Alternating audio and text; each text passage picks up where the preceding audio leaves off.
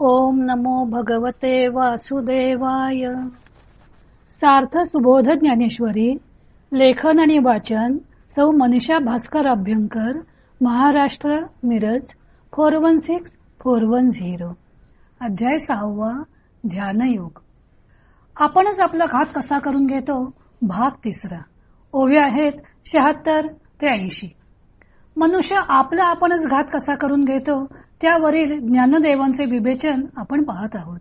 विषयी मनुष्य आपला आपण कसा घात करून घेतो हे स्पष्ट करण्यासाठी ज्ञानदेवांनी एकूण 5 प्रतिमा वापरलेल्या आहेत.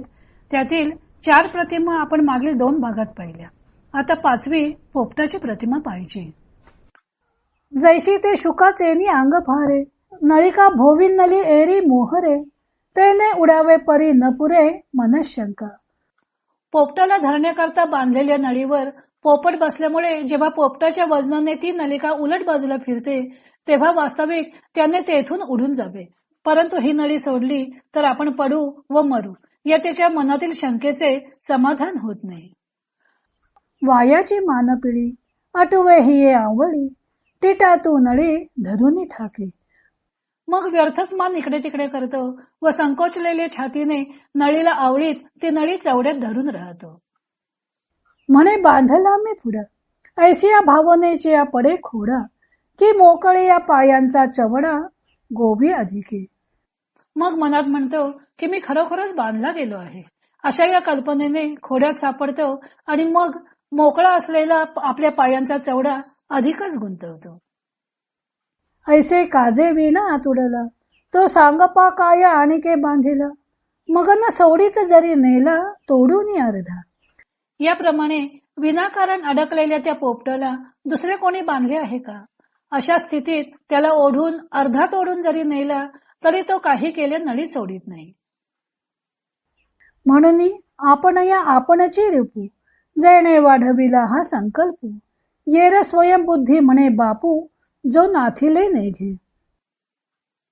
म्हणून ज्याने आपला संकल्प म्हणजे देहाभिमान वाढवला आहे तो आपला आपणच शत्रू होय. श्रीकृष्ण म्हणतात, दुसरा जो खोट्याचा मिथ्या देहाचा अभिमान घेत नाही तो आत्मज्ञानी म्हणावा. विषयी मनुष्य आपला आपणच घात कसा करून घेतो ते आपण पाहत आहोत. आता ज्ञानदेव 5वी प्रतिमा वापरतात, ती पोपटाची. पोपटाला पकडण्यासाठी रानात पारधी झाडाला एक दोरी बांधतात व त्यात एक पोकळ नळी घालून ठेवतात.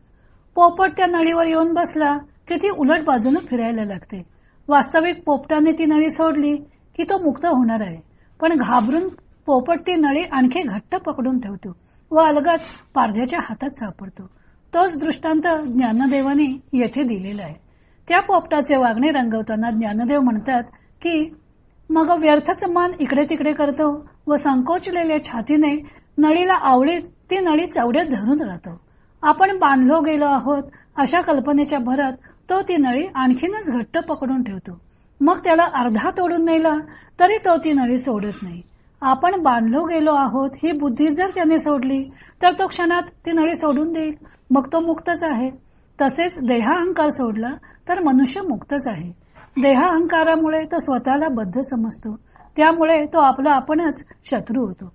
हा शुकाचा चित्ररूप दृष्टांत सांगून ज्ञानदेवांनी सांगितले आहे की आपण आपली स्वतःचीच अशी केविलवाणी परिस्थिती करून घेऊ नये. ज्ञानेश्वरी चित्ररूप दृष्टांतांची जी अनेक स्थळं आहेत त्यातील एक महत्वाचं स्थळ आहे. मूळ शब्दरूप असलेली कथा पडद्यावर आणताना ती गतिमान चित्रांच्या रूपाने गुंफली जाते. जणू हे चित्रपटाचे माध्यम ज्ञानेश्वरांना माहीत होतं. पटकथेकरता त्यांनी दृश्यकथा हा शब्दही ज्ञानेश्वरीमध्ये वापरलेला आहे. ही पोपटाची अशीच एक दृश्यकथा आहे. नळीला घट्ट धरून ठेवणारा पोपट ज्ञानदेवांनी आपल्या डोळ्यांच्या पुढे हुबेहूब उभा केलेला आहे. जणू ज्ञानदेवांना चित्रपटाचे तंत्रच माहीत होते. बोली अरूपाचे रूप दाविन ही त्यांनी याच अध्यायात प्रतिज्ञा केली होती. अरूपाचे रूप त्यांना शब्दांनी वर्णन करून सांगायचे आहे, त्यामुळे ते अशा चित्ररूप दृष्टांतांचा उपयोग करतात. पुढे भगवंतांनी पुन्हा योगारूढ मनुष्याची लक्षणं सांगण्याला सुरुवात केली आहे. तो भाग आपण उद्या पाहू.